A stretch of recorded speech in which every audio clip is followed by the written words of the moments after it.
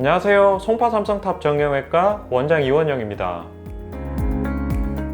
네, 허리 디스크 환자의 가장 두드러진 증상은 요통, 허리 통증과 함께 다리가 아프고 저린 방사통입니다. 탈출된 추간판이 신경근을 자극하게 되고 신경근이 분포하는 다리 감각 이상이 초래됩니다.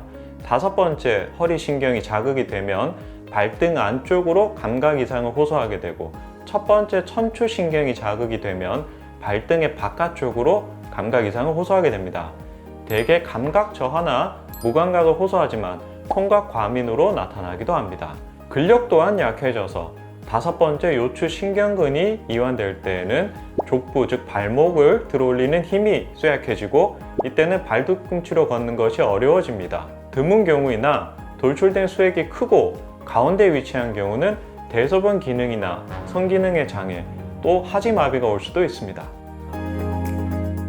나이가 들면서 디스크의 퇴행성 변화가 발생합니다.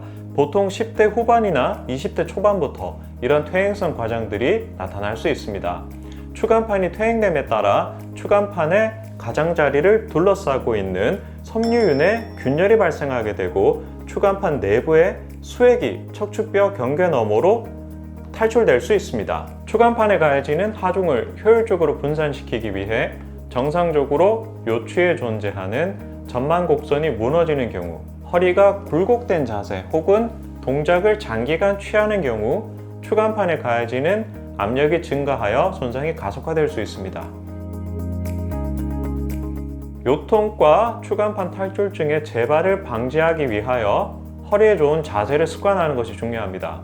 물건을 들 때는 항상 몸에 가깝게 붙여서 들고 무릎을 굽히고 허리는 편 자세를 유지하며 허리를 구부리면서 비틀지 않는 것이 중요합니다. 앉을 때는 팔걸이가 있고 뒤꿈치가 땅에 닿는 높이의 의자가 좋습니다. 의자에 깊숙이 앉아 엉덩이를 등받이에 대고 허리를 펴고 앉는 것이 좋습니다. 20분이나 30분에 한 번씩 일어나서 스트레칭을 해주는 것이 좋습니다. 서 있을 때는 한쪽 발을 낮은 발판이나 상자 등에 올려놓고 작업대를 편안한 높이에 오도록 하고 작업해야 합니다. 운전할 때는 좌석을 운전대에 가깝게 하고 무릎 쪽을 높이고 허리에 쿠션을 받쳐 지지할 수 있도록 해야 합니다.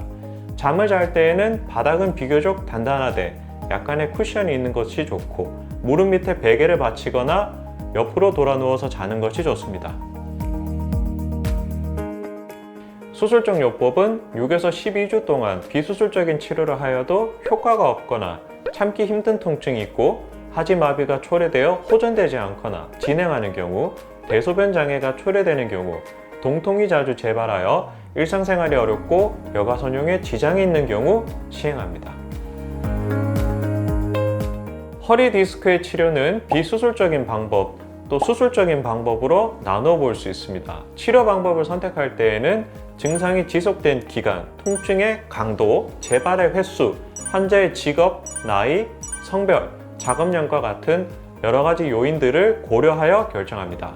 수술적인 치료가 필요한 경우는 드물고 비수술적인 방법으로 증상의 호전을 대부분은 기대할 수 있습니다. 비수술적인 방법에는 안정을 취하고 소염 진통제와 같은 약물 치료, 골반 견인이나 물리치료, 보조기의 착용이 있습니다. 대부분의 허리 디스크 환자의 경우 극심한 방사통으로 일상생활에 제약이 있는 경우가 많아 신경주사 치료가 필요한 경우가 많습니다.